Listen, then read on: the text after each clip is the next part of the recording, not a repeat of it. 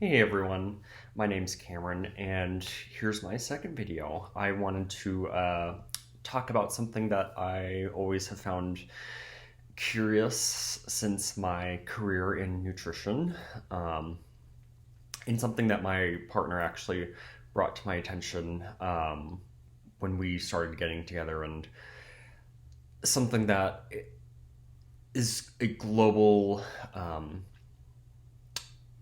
I'll say, issue because not everyone thinks about it. Not everyone, you know, takes the time to dive into the subject. And what I'm talking about is fluoride and fluoridated water, as well as other fluoridated items like toothpaste, maybe juices, stuff like that. But absolutely fluoridated water because guess what? We all need water and we all have to drink. Um, and most countries have fluoridated water since, well, I know in this country it's been since the 40s. But I just wanted to go over a little bit today and discuss some things. So, right now I'm going to be reading from a book that I actually used in school. And I still use to this day. It is not outdated information. It is very valid. It is Krauss's Food and the Nutrition Care Process. I have the 13th edition here, but I'd say this is probably the oldest one that I would probably feel comfortable using. They have a newer, I think they might have two newer versions now, so there might be maybe even a 16th edition. But right now I'm the 13th edition, and I am reading from page 114 and 115. At the very bottom of 114. So this is fluoride in a nutrition care book. So nutrition is definitely talking about what's going on in the body. It's not just talking about, these pretties. It'll elaborate. So let's go right along. So fluoride, I'm just going to shorthand some stuff too. It is a natural element found in nearly all drinking water and soil. Although the fluoride element the fluoride content varies greatly throughout the world. So, for example, well water might have more or less fluoride than in the normal water. Although it is not considered an essential element, this anion, so if you don't know what anion is, look it up. It has a negative electron attached to it. It is known to be important for health of bones and teeth. The average skeleton contains 2.5 milligrams of fluoride. Very interesting fact. So it's a very small percentage of our whole skeleton. 2.5 milligrams, not even grams, milligrams. I'm not even sure how much calcium, but I'm sure you can look that up in your own time as well. So fluoride is considered important, if not essential, because of it benefits tooth enamel. So this is what they really dive into here is pretty much the teeth. It's an antibacterial agent in oral cavity, serving as an enzyme inhibitor. Fluoride has no known requirement in human metabolic pathways. I'll say that again. Fluoride has no known requirement from human metabolic pathways. So to break that down for you, that basically means fluoride has nothing to do with internal function whatsoever. There is no known metabolic pathway. Metabolic meaning metabolism, meaning chemical processes that are occurring in the body, as well as, maybe on the surface. So that includes fluoride. They're kind of like, spilling the beans with that. Let's see. Dietary reference intakes. For the first time in 1997, men and women were 4 and 3 milligrams a day respectively. Let's see, kids 2 to 3, young kids like babies like 1 milligram a day, between 1 and 8, so not babies. And let's see, what else? Food sources. I enjoy this one because I'm always curious to know where can I find this in my food system? Drinking water, processed foods that have been prepared or reconstituted with fluoridated water. Seafood is also high in fluoride, but the content of fresh water is probably greater than saltwater fish. Soups and stews made with fluoridated water, as well as fish and meat bones, beef liver, mechanically deboned meat and fowl. Doesn't that sound delicious? And fluoride also exists in fruits and vegetables. The amounts in most foods are not significant, is what they're claiming in my lovely book. And they also go into tea, because we kind of forget that tea leaves have fluoride, and that's a huge source for a lot of people too. Think of our Asian countries as well as our European countries that are heavy tea drinkers. The amount in tea leaves can be substantial depending on the brewing strength.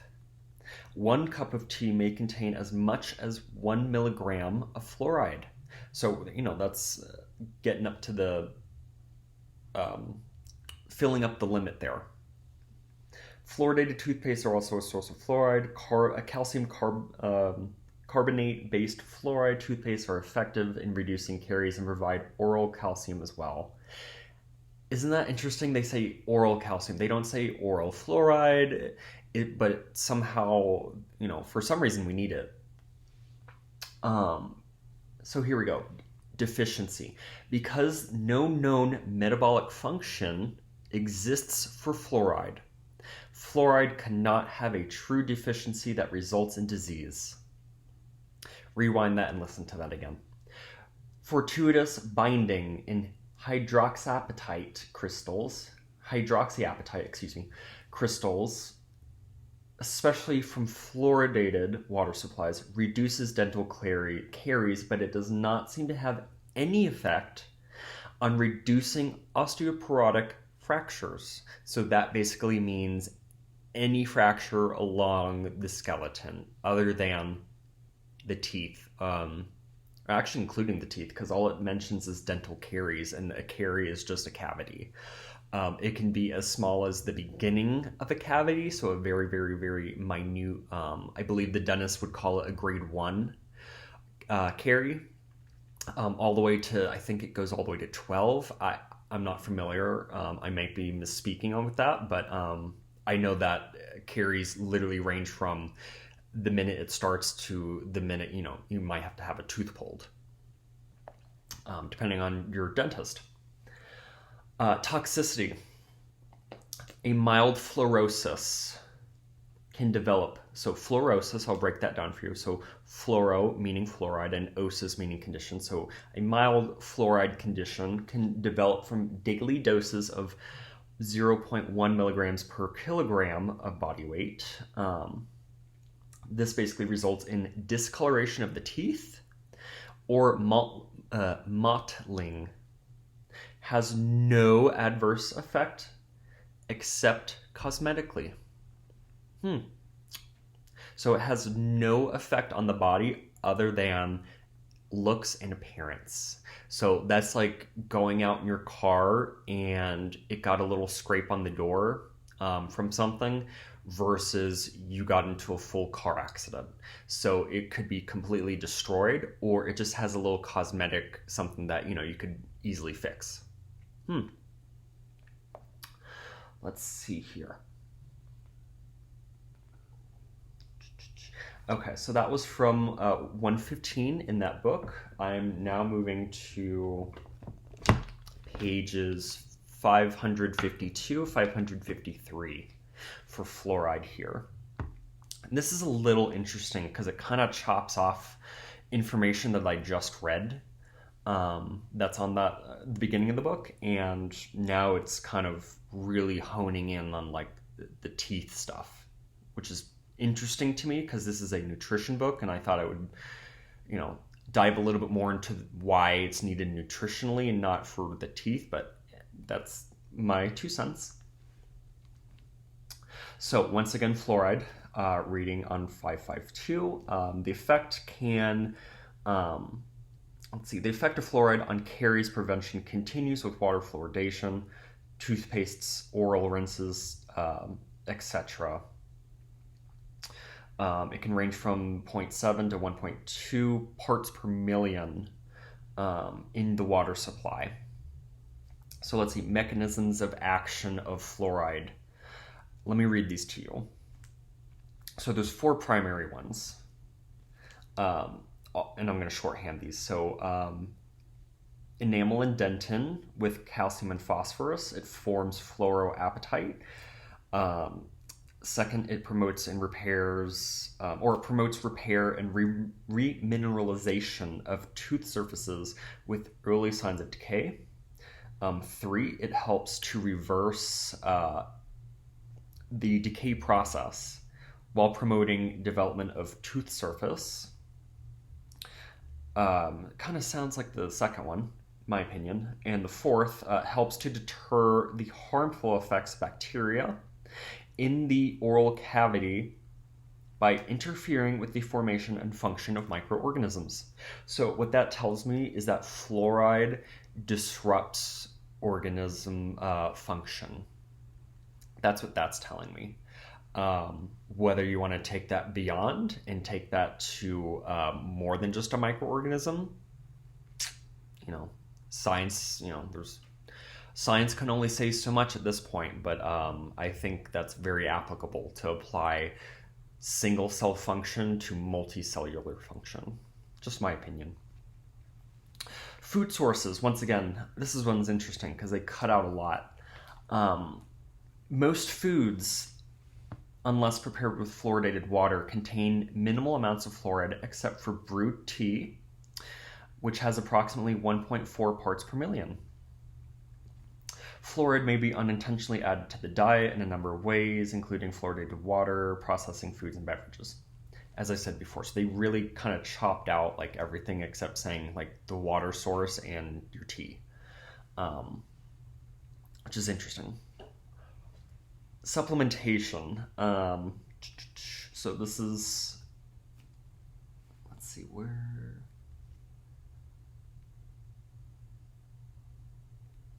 So let's see, right here. Supplementation, middle paragraph. Fluoride can be used topically and systemically. When consumed in food and drink, it enters the systemic circulation and is deposited in bones and teeth. Systemic sources have a topical benefit, as well as providing fluoride to the saliva. But doesn't fluoride also, inhibit microorganism, movement, function, metabolism? And I think that, it doesn't just, on this other page here, 552, on number 4, it literally says, by interfering with the formation and function of microorganisms. Doesn't say beneficial, doesn't say harmful, it just says microorganisms. So that is all of them across the board for fluoride preventing function in microorganisms. And then we come over here to the second page and we say, or we read, I should say, systemic sources have a topical benefit as well as providing fluoride to the saliva. What's in the saliva? Microorganisms that we need to help us digest our food. What does fluoride do? Prevent microorganism function. Put 2 and 2 together. A small amount of fluoride, just a little small amount of fluoride enters the soft tissues. Just a small amount. FDA approved, USDA approved. The remainder is excreted. I'm assuming through feces, urine. It doesn't say how, but it says it's excreted. The primary source of systemic fluoride is fluoridated water. Water and beverages supply a smaller amount. Food and beverages. Let's see. And then here we go. It's last paragraph on that one. Fluoride supplements are not recommended for formula-fed infants or for breastfed infants living in fluoridated communities if these infants receive drinking water between feedings, which I've never really heard of babies having water. It's usually, formula or breast milk. I have encountered and seen parents giving their babies, more than water. Maybe it was soda, which I'm just like, okay, or juice, something like that. So I'm not sure how many are just feeding them water, but anyway, if the infant does not drink water on feedings, bottles, when on a diet of only breast milk, he or she should be supplemented according to the fluoride supplement guidelines that are in this book. And then they go into topical fluoride sources, toothpaste, gels, rinses, blah, blah, blah.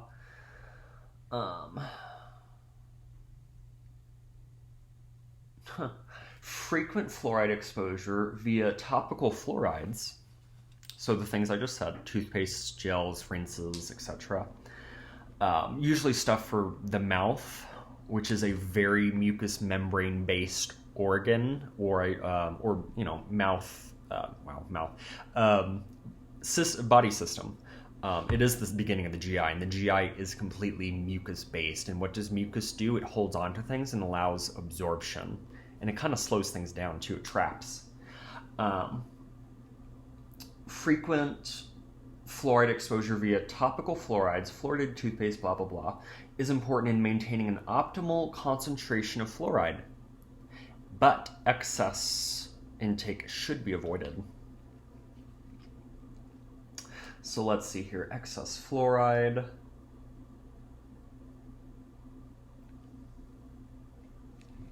So let's see here. Fluorosis. Mild causes of mild fluorosis from excess fluoride intake include misuse of dietary fluoride supplements, ingestion of fluoridated toothpastes and rinses, which I'm sure we've all done in our lifetime, because guess what? Especially with kids, you can't really control that, and especially when you're rinsing your mouth, you're always going to have some absorption in your mouth cavity. I believe it's up to 10% of whatever you're kind of chewing or swallowing or metabolizing up in your mouth. Because of the saliva with hydrochloric acid, you're actually breaking down about 10% already in your mouth cavity. So I'd say up to 10% of whatever you're brushing with, using, is being absorbed unintentionally, regardless if, you're aware of it or not.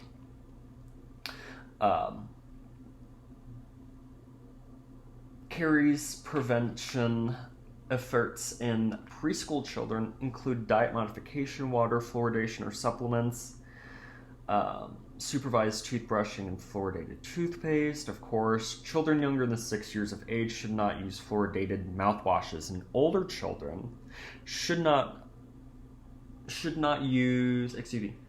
be instructed to rinse, but not swallow mouthwash, as that kind of said earlier. And I kind of just explained, how that happens. So, that's across the board. And isn't that interesting that they don't want these authors or whoever is promoting this information, they don't want individuals to accidentally swallow a mouthwash or a toothpaste that has fluoride in it, but your fluoridated water supply is good to go, and you can have that every day. Isn't that interesting how those two are separated? Those two facts that, fluoride, which is, let me read it again for you, interferes with the formation and function of microorganisms. So with that said, when it goes into your GI, guess what it's doing? Interfering with the formation and function of microorganisms. Guess what's all in your GI? Microorganisms, beneficial flora. You can even call it, microflora or, gut flora, whatever.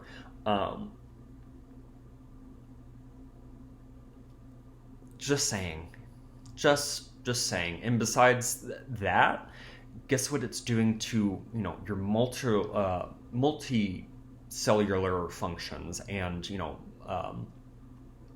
us in general, because it's affecting more than just the bacteria or single cell organisms. It's affecting multicellular organisms too. It's not just gonna like leave multicellular cells alone, you know, like that's not how compounds, molecules work. They don't just go, oh, okay, we'll leave you alone. No, whatever it touches is going to be impacted. So fluoride gels are often prescribed for adults and older adults. Gels are effective in reducing the risk of coronal and root decay and tooth loss. Fluoride is most effective when given from birth, which is interesting because they never mention that anywhere except now. From birth through ages 12 to 13, the period when mineralization of unerupted permanent teeth occurs. So basically what they're wanting kids to do is poison themselves with fluoride, you know, accidentally, because that's what the whole thing is basically saying. You know, it's going to happen accidentally because it interferes with the formation and function of microorganisms throughout your system. So they want kids to, you know, accidentally ingest this stuff and purposefully ingest this stuff through the water supply, and then later in life have neurofunction, you know, conditions, something that isn't good, and or, you know, whatever else develops, cancer, I'm sure, you know, GI issues, I'm sure. But, you know, don't do any fluoridated stuff for the babies, but, you know, have it for them at birth. How does that, I don't understand how that makes sense. It doesn't make sense. So that was from my nutrition book here. Once again, that's Krause's 13th edition.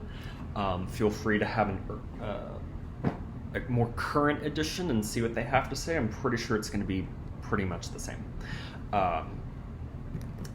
With that, I also wanted to bring up another book that I was reading because I thought it'd be very beneficial. It unfortunately only had one real good section on fluoride, and this is my general organic and biological chemistry book that I used in school. It is by H. Stephen Stoker, H. Stephen Stoker, that's a mouthful. 6th edition here. If there's a more current edition, I'm sure you could look that up and find information as well. I am on page 562 in this book, and this is for amines and amides. And if you don't know what an amine is, actually let me just look this up really quick because I haven't had to study this in a long time.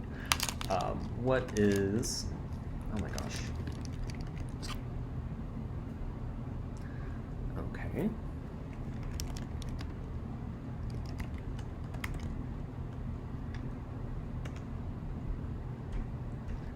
Not sure why it's not working. Here, let me just go in the book then. So, an amine, let's see. Heterocyclic amine, organic compound in which nitrogen atoms of amine groups. This is basically proteins, aromatic or non-aromatic ring system. So, yeah, pyridine's a protein. Purine, it's basically just a type of protein structure is an amine. I am not a professional in the study of that, so if you want more information, please look it up. But this one is specifically about neurotransmitters in the body. So I found this little thing about fluoride, except it is a drug, and it is fluoxetine, which is Prozac, that's the brand name. And I'm just going to read this little tidbit. So fluoxetine, or Prozac, it is the most widely prescribed drug for mental depression. It inhibits reuptake of serotonin, thus maintaining serotonin levels. Chemically, Prozac is a derivative of methyl propylamine with 3 fluorine atoms present in the structure. The element fluorine is rarely encountered in biological molecules.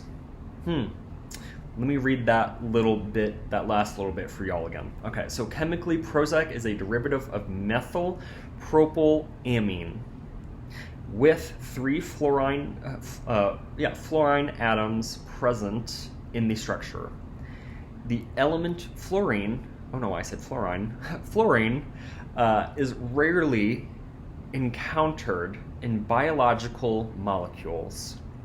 So if it's a rare occurrence that, fluorine is going to be encountered in the body as a biological metabolic molecule, that kind of goes with what I just talked about, how, fluoride inhibits and destroys microorganism function.